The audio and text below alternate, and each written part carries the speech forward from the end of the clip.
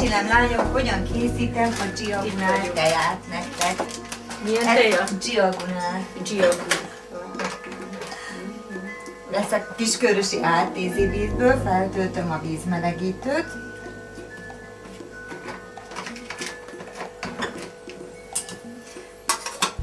Felforralom a vizet, és ebből a legkisebbik kanálból ilyen kis kanálkával teszek bele.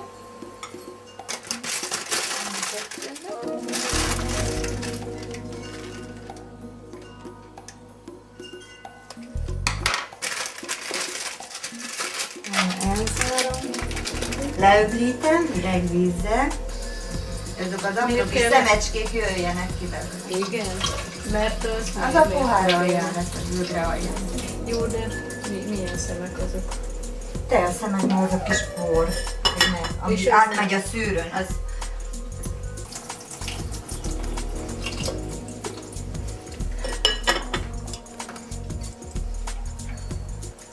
Megforrázom. Nagyon jó nyugtató hatása van, vérnyomás csökkentő. Lehet látni, hogy szépen tagadnak a fejlevelek. Mutatom. Ilyen, ahogy leforrázom. És jó 5 percig hagyom eleszni. És ezzel kínálom a vendégeinek. Kész van a teja.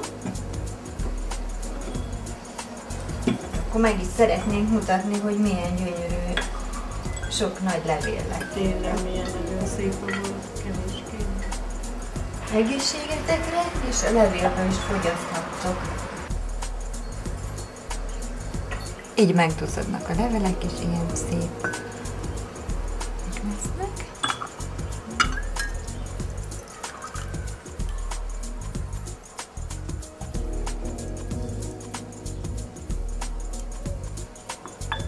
El is lehet fogyasztani, virágokat lehet egy kicsit táplálni vele. Nagyon finom illata osztályok van.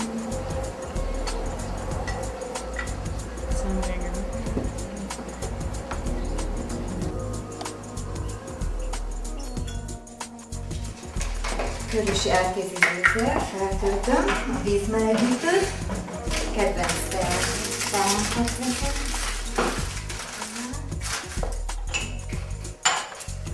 Ez egy literes kanna.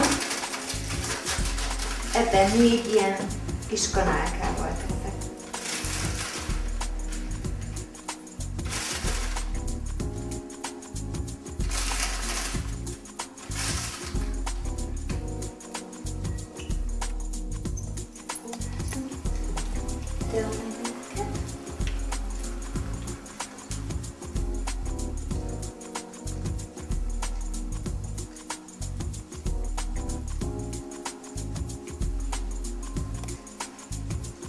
Nagyon finom illata van.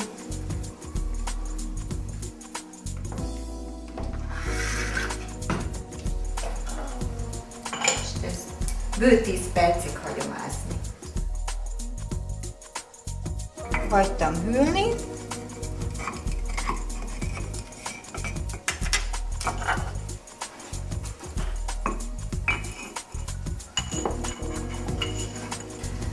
Teszem a hűtőbe.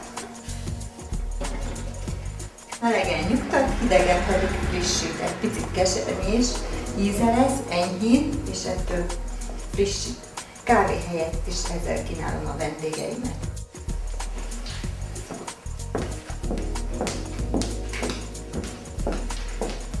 Jó frissítést! Köszönjük! Megnyugvást! Egészségeteknek!